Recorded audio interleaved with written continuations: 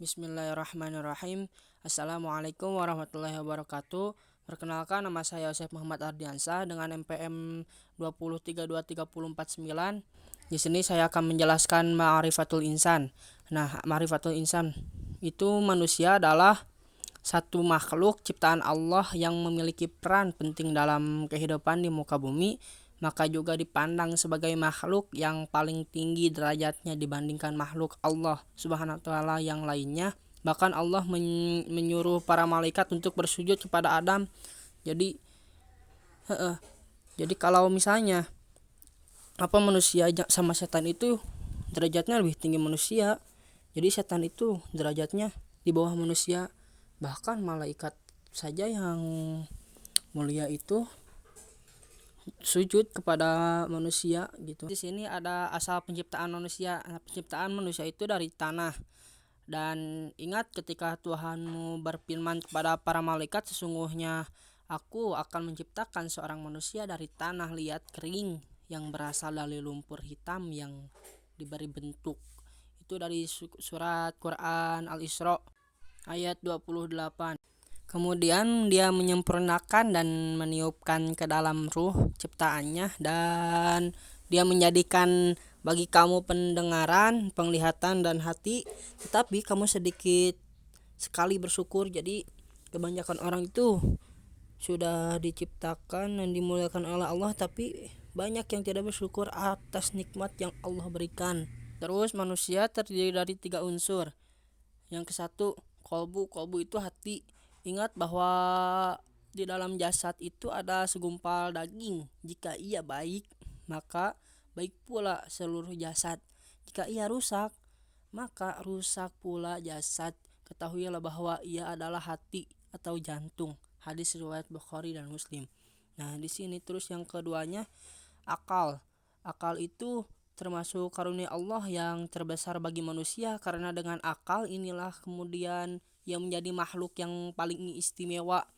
Dengan akal manusia dapat memahami berbagai hal yang Allah ajarkan kepadanya. Terus di sini ada jasad. Jasad sebagai pelaksana, sebagai apa yang telah ditekadkan oleh hati dan direncanakan oleh akal. Tanpa jasad, tekad dan pengetahuan hanya akan menjadi impian dan teori yang kosong. Jadi sangat perlu adanya jasad. Tapi kalau ada hati sama akal, tidak ada jasad, itu tidak akan terjadi. Nah, di sini ada sifat-sifat makhluk. Yang ke satu, di atas fitnah. Yang kedua, lemah. Yang ketiga, bodoh. Meskipun Allah menciptakan manusia itu lemah dan bodoh, tapi tetap memberikan amanah. Yang keempat, fakir. Nah, yang ke satu, alal fitrah, berada di atas fitrah. Menurut Kamus Bahasa Indonesia KBBI, fitrah adalah sifat asal, kesucian, bakat, dan pembawaan manusia merupakan makhluk ciptaan Allah Ta'ala. Ia diciptakan asal fitrah, berada di atas fitrah, sebagaimana disebutkan dalam firman Quran surat Ar-Rum surat ke-30 ayat ke-30, artinya, maka hadapkanlah wajahmu dengan lurus kepada agama Islam sesuai fitrah Allah, disebabkan Dia telah menciptakan manusia menurut fitrah itu. Tidak ada perubahan pada ciptaan Allah. Itulah agama yang lurus, tetapi kebanyakan manusia tidak mengetahui. Nah, yang kedua, lemah. Manusia juga diciptakan oleh Allah Ta'ala dalam keadaan doif, yaitu lemah. Kelemahannya terutama dalam menghadapi godaan hawa nafsunya. Kadangkala mereka mengalami lemah azam, tekad, lemah iman, dan lemah kesabaran. Allah berfirman dalam Quran surat An-Nisa ayat 28, artinya itu, Allah hendak memberikan keringanan kepadamu karena manusia diciptakan bersifat lemah. Quran surat An-Nisa surat keempat ayat 28. Yang ketiga, bodoh. Manusia juga diciptakan oleh Allah Ta'ala dalam keadaan jahil, yaitu bodoh. Allah Ta'ala mengungkapkan kondisi manusia ini dengan firman-Nya. Artinya, sesungguhnya kami telah menawarkan amanat kepada langit, bumi, dan gunung-gunung, tetapi semua enggan untuk memikul amanat itu, dan mereka khawatir tidak akan melaksanakannya. Berat. Jadi berat itu akan melaksanakan hal itu. Lalu dipikul amanat itu oleh manusia. Sungguh manusia itu sangat zalim dan sangat bodoh. Quran surat Al-Ahzab surat ke-33 ayat 72. Yang keempat, fakir. Manusia juga diciptakan oleh Allah Ta'ala dalam keadaan fakir, butuh atau berkehendak kepada pemberiannya. Artinya, wahai manusia, kamulah yang memerlukan Allah, dan Allah dialah yang maha kaya, tidak memerlukan sesuatu, maha terpuji. Quran surat Fatir surat ke-35 ayat 15. Di sini ada mukarram, dimuliakan. Manusia adalah satu-satu makhluk yang dimuliakan oleh Allah dari makhluk yang lain. Di sini disebutkan dimuliakan, bukan mulia dengan sendirinya. Padahal diciptakan dari benda yang hina, yaitu air mani yang hina. Padahal lahir dalam kondisi tidak tahu apapun. Nah, manusia juga diberi 3 kemuliaan, yaitu yang ke-1 ditiupkan ruh, yang kedua diberikan keistimewaan, yang ketiga alam semesta ditundukkan bagi manusia. Yang ke-1 ditiupkan ruh, yaitu malaikat hanya ruh saja, bintang dan tumbuhan tidak diberi ruh. Yang kedua berikan keistimewaan, diberi kendaraan darat dan laut, diberi rizki atau makanan yang beraneka, diberi kelebihan.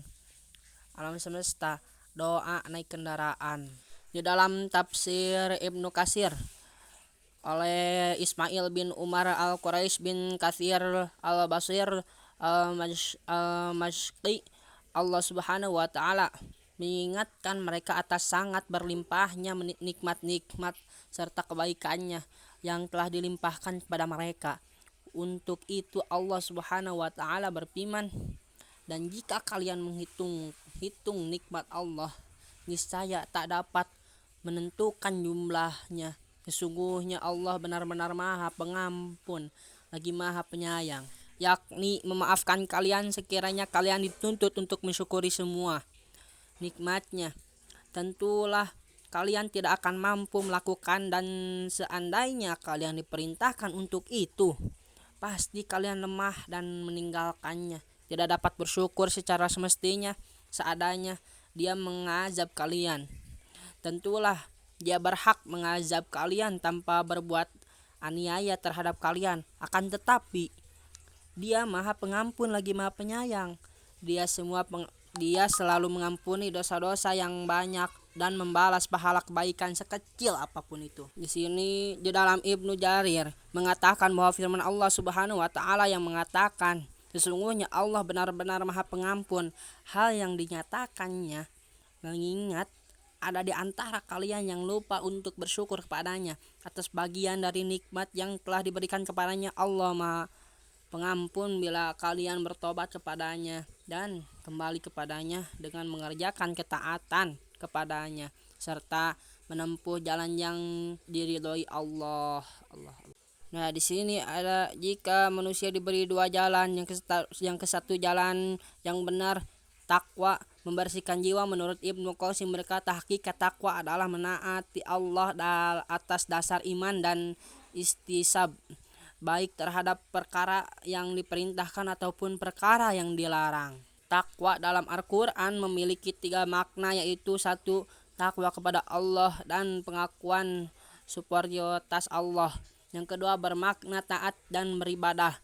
Yang ketiga dengan makna pembersihan hati dan noda dan dosa. Kedua itu menghiasi jiwa yang telah kita sucikan tersebut sifat-sifat akhlak yang baik dan terpuji. Disebut pula tahali, seperti ikhlas, tawakal, jujur, juhud, cinta, dan kasih sayang. Manusia bertakwa adalah manusia yang selalu membersihkan atau mensucikan harta dan jiwanya. Nah, terus harus banyak bersyukur. Bersyukur itu adalah sesuatu perbuatan yang bertujuan untuk berterima kasih atas segala limpah nikmat yang telah Allah berikan. Terus ada dengan sabar. Sabar itu sebelum sudah disebutkan bahwa ada 2 sikap yang tidak bisa lepas dari kehidupan seorang mukmin, yaitu syukur dan sabar.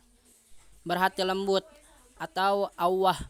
Dalam berbagai riwayat lain yang diketengahkan oleh Ibnu Abu Hatim disebutkan bahwa Al-awwah artinya sangat lembut hatinya, lagi baik, banyak berdoa, penyayang, mempunyai keyakinan. Orang yang beriman lagi banyak bertobat, yang suka bertasbih atau sholat, orang yang melihara diri, yakni seorang yang berbuat dosa secara sembunyi-sembunyi, lalu ia bertobat dari dosanya itu. Suka bertobat awab. Manusia makhluk yang lemah, mereka tanpa kecuali seringkali berbuat khilaf dan salah. Namun di dalam ajaran Islam, orang yang baik itu bukanlah orang yang tidak pernah berbuat khilaf dan salah. Akan tetapi menurut Islam, orang yang baik itu adalah orang yang jika terlanjur berbuat salah, ia segera bertobat kepada Allah Subhanahu wa taala. Lalu di sini ada bersikap jujur, sidik. Rasulullah SAW pun memerintahkan kepada umatnya untuk selalu bersikap jujur. Kalian wajib berlaku jujur, sesungguhnya kejujuran akan mengantarkan kepada kebaikan atau ketakwaan, dan sesungguhnya ketakwaan akan mengantar kepada surga. Jika seseorang senantiasa berdusta dan selalu berusaha untuk berdusta, maka akan dicatat di sisi Allah sebagai orang yang berkazab, suka berdusta. Hadis riwayat Al-Bukhari nomor 6094. Lalu yang terakhir ada zalim. Zalim itu dia telah memberikan kepadamu keperluanmu dan segala apa yang kamu mohonkan kepadanya. Dan jika kamu menghitung nikmat Allah, tidaklah dapat kamu menghinggakannya. Sesungguhnya manusia itu sangat zalim dan sangat mengingkari nikmat Allah. Manusia menyanggupi amanat yang ditawarkan kepadanya, apabila dikerjakan akan mendapatkan pahala, dan apabila ditinggalkan akan disiksa. Karena itulah ia disebut jahulah, karena tidak mengetahui kemampuan dirinya. Berkata Ibnu Abbas tentang makna zalim, jahulan. Nah, mungkin dicukupkan sekian dari saya, Yosep. Mohon maaf apabila banyak kesalahan dalam pengetikan dan penyebutan, karena saya di sini masih belajar. Assalamualaikum warahmatullahi wabarakatuh. Terima kasih.